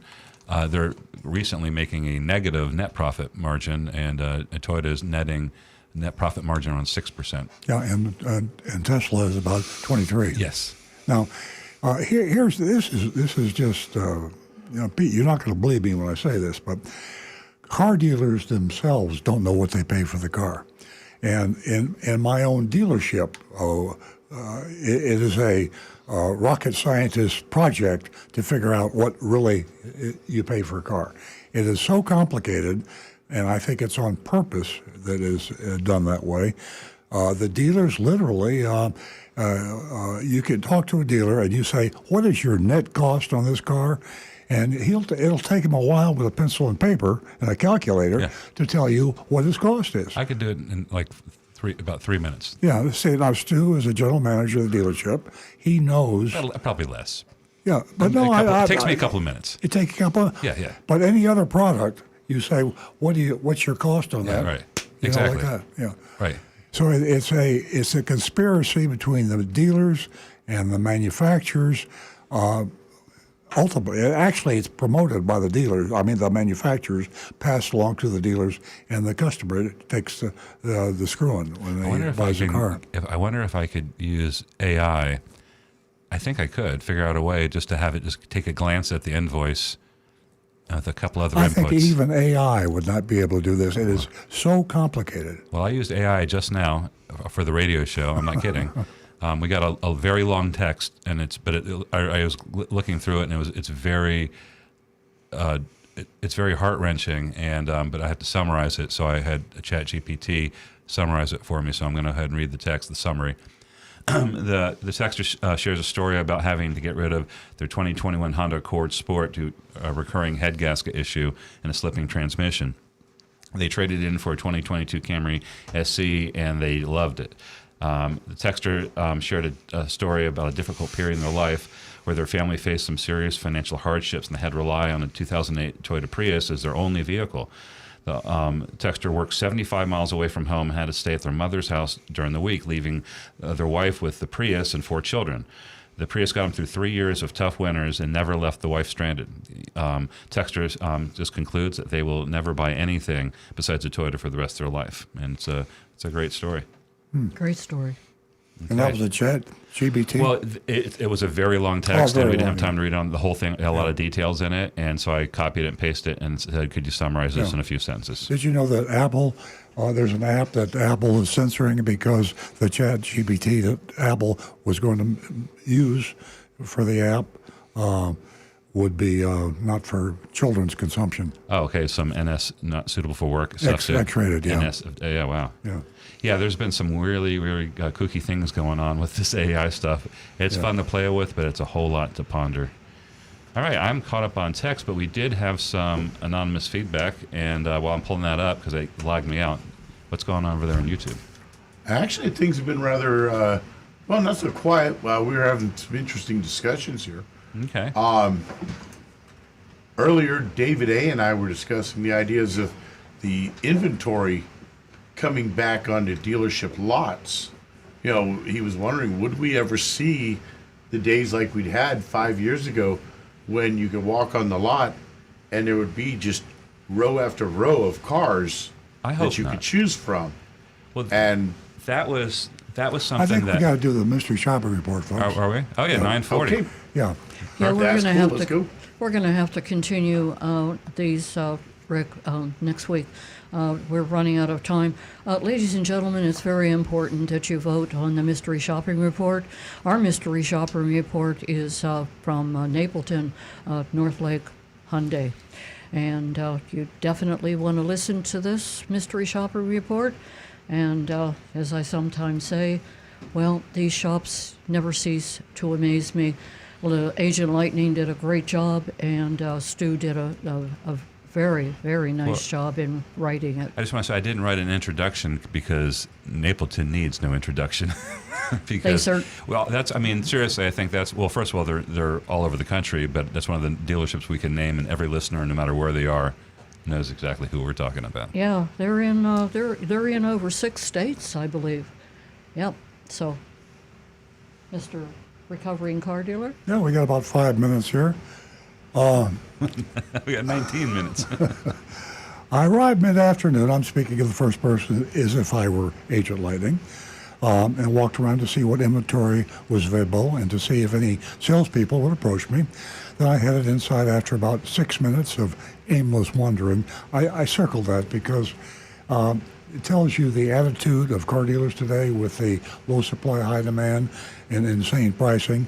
The salespeople are making a lot of money, and they don't have to work too hard. So someone comes on the lot, nobody rushes out. That's actually good in a way. People in years past were surrounded by, I call them the wolf pack, as soon as you got out of the car. Today, you can get out and go to a car dealership, and they just wait till you come in and take their time, and they say, $5,000 over a sticker, take it or leave it. And don't you like that better, though? It's well, the salespeople love it, and the car dealers love it. I was greeted as soon as I walked through the door by a younger salesman with a name tag that read Marcus. I let him know I was interested in the 2023 Santa Fe Hybrid SEL.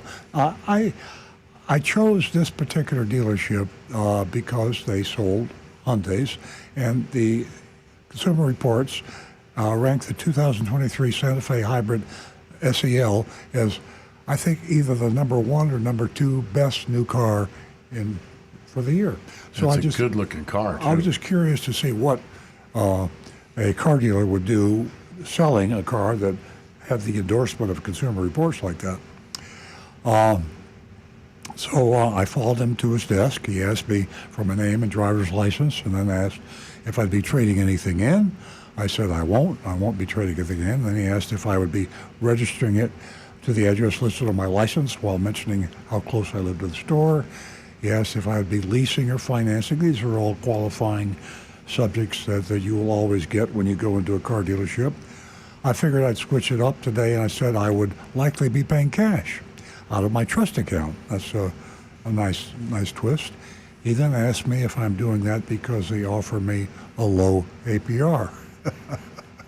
And I said, no. I said, my trust account would be pulling cash out. And then he laughed and said, smacked himself in the forehead and said, yeah, oh yeah, I knew that. I'm embarrassed. So, hey, he's a genuine guy. I mean, I like that. You say something stupid and you admit it. Smack yourself in the forehead. That's really good. I like that. He then excused himself to go get the keys so we could go out on a test drive. I let him know I'd be outside getting myself familiar with the new car. He came out and said he'd move it out in a rather in a tight location, so we jumped in the driver's seat. I kidded him about don't wreck my new car when you back it out. Once he pulled it out, he asked me to please be patient with him as he needed to run back in. This is another nice natural touch, I think. Maybe a little too far because he had to go to the restroom. He said he needed to go really bad. I'm not sure if that is Emily Post-wise or not. I guess it's okay. Once we were both in the car, he went back over the bells and whistles this car offered. When you hit the turn signal, a camera pops up on that side to show what might be there in the way. And by the way, our Tesla, Nancy's and my Tesla, does the same thing. Very, very handy. Turn your signal on the left. It shows you a really big, beautiful picture of the left lane and all the cars, and does the same thing on the right side. I love it. I asked, as the shopper, I asked if if the hazard lights are on, will both cameras show, and push the button, but they didn't. He said, I never thought about that. A little strange. So. We drove around on the neighborhood and headed back to the dealership on North Lake Boulevard.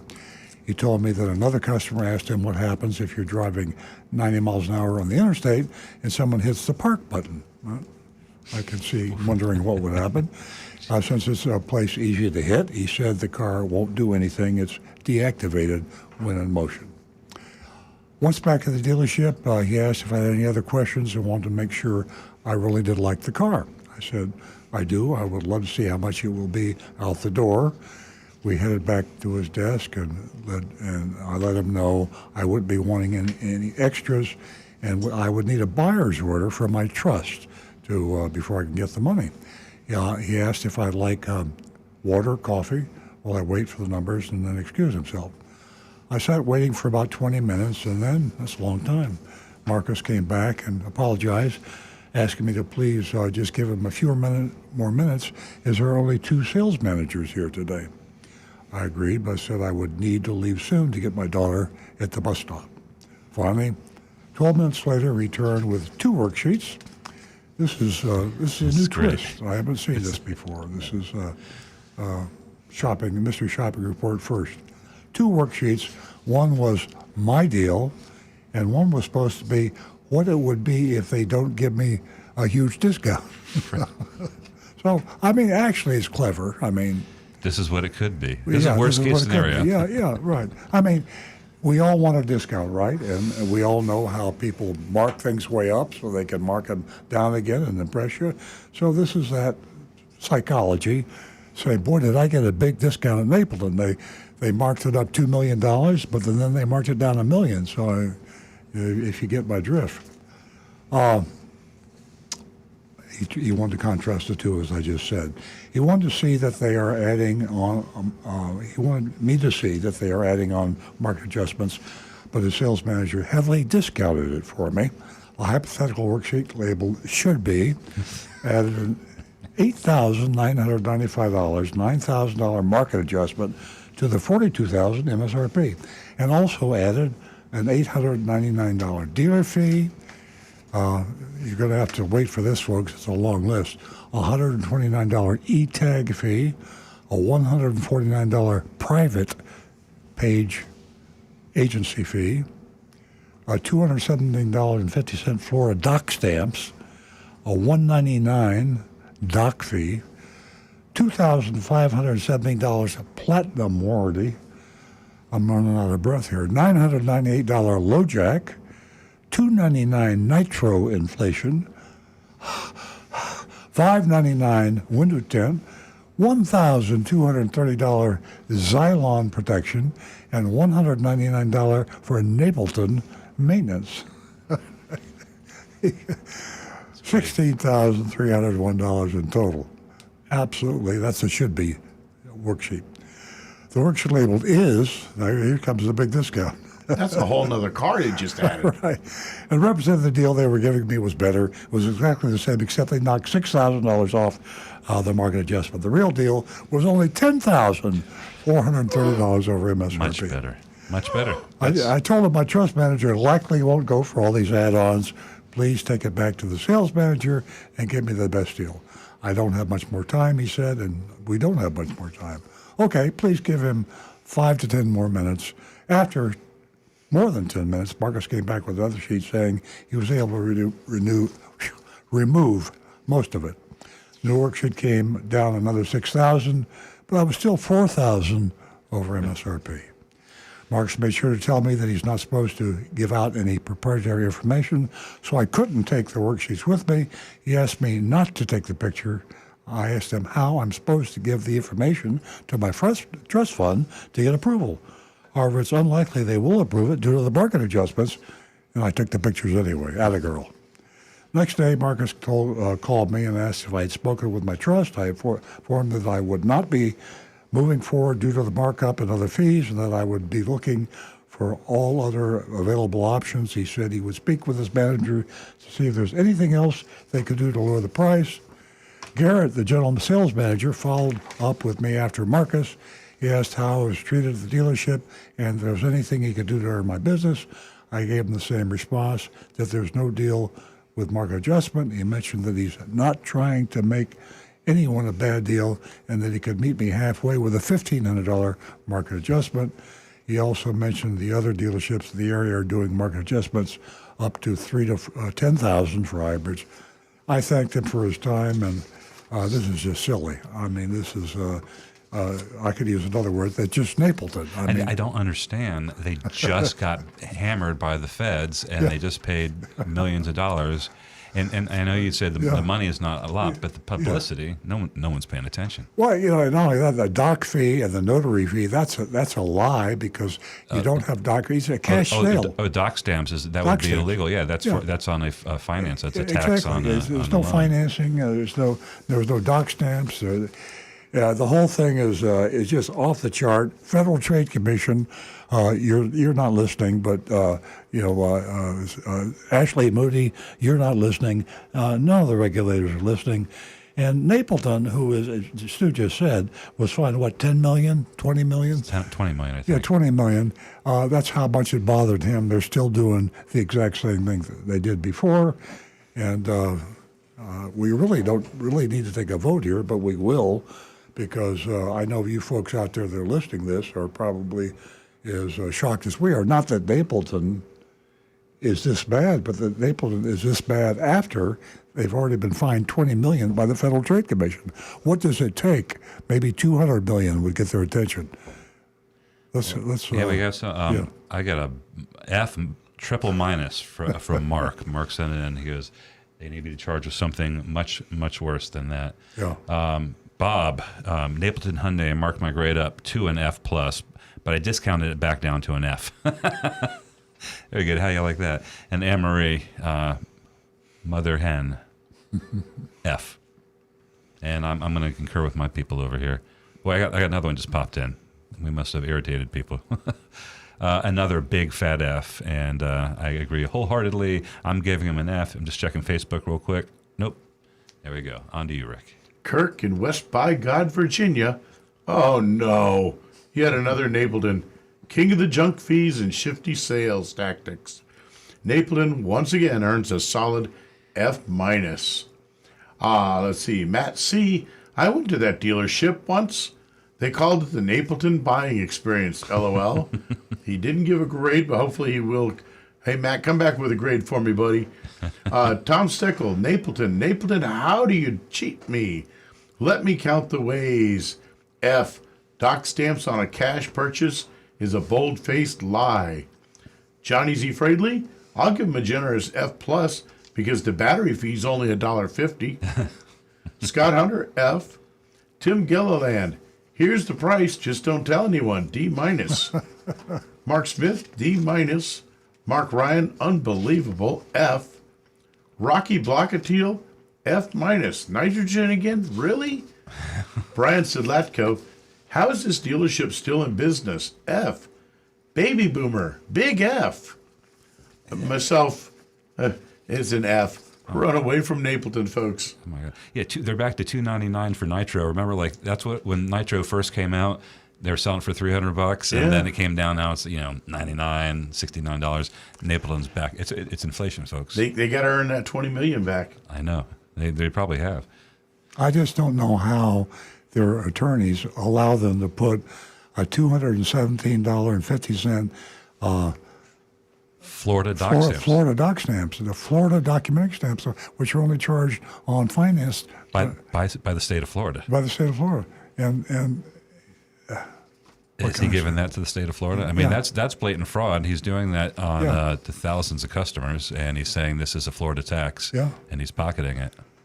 So that shows you what kind of local regulation we have, folks. I mean, when a dealer can openly break the law like this and just be given amnesty, Ashley Moody, we need we need somebody to investigate the media for not going after these people and the regulators. Maybe we need to go after the regulators who they're as bad as Napleton. This story's got legs. Come on, folks in the media, if you're listening. You're not. It's Saturday. Yeah, let's go after these people. I mean, this is not. This is black and white. It's not gray, and nobody could give anybody. It's got to be an F. I hate to give Fs, but this is a slam dunk F. Yes, definitely. And you've given out a few Fs lately with your mystery shopping report. Very unusual. He's hardening. Yeah. But it's hard not to have strong feelings against someone who has behaved so badly. Seriously, folks, if you take a look up Napleton, you're going to read that Napleton has become synonymous with excellence and teamwork. The family, they have so many dealerships, over 83 of them in 6 or 8 different states, I believe. They opened up during Prohibition. Exactly. Yeah, but maybe the ones in the other states aren't as bad. I mean, do you really think? No, I think the fine was it a different state? Yeah, they weren't all. They weren't all here in Florida. They got this Hyundai that we just went to yesterday was one of the ones that got fined. Back in 1931, in Chicago's South Side, there was Edward Napleton, and that's where he was began this family tradition of taking care of people. But now, I don't know when it began. Anyway, we're going to be out of time. I could go on and on about this place and the craziness and the people that they've taken advantage of. It's unfortunate. I give them an F. Okay. Oh, and Matt C. came back and he says, "My grade, you ask? I just purchased my 5th vehicle from Earl Stewart Toyota this week. Best grade I can give you." I guess that says it all. Thanks, Matt. Yeah. But I know we're out of time, but just remember, we laugh at it and we say, why do people do that and blah, blah. The fact is, people, go in and buy cars there and they get taken advantage of and they don't know. Obviously, because if they didn't, Napleton Hyundai would be out of business. So they're selling cars and they're making money. And the people that are being taken advantage of are the people that really can't defend themselves. You can criticize them, but it's just not right. I mean, the victims, they're victims of going in there not knowing the Napleton reputation. So, and that's the media's fault. Shame on the media. Ashley Moody, we really need you. We definitely need you. The people need you. They voted for you. We voted for you. Thank you for joining us this morning. We had a interesting show, a great show again. We'll be right back here next week. It's 8 a.m. next Saturday morning. Have a wonderful weekend, everyone.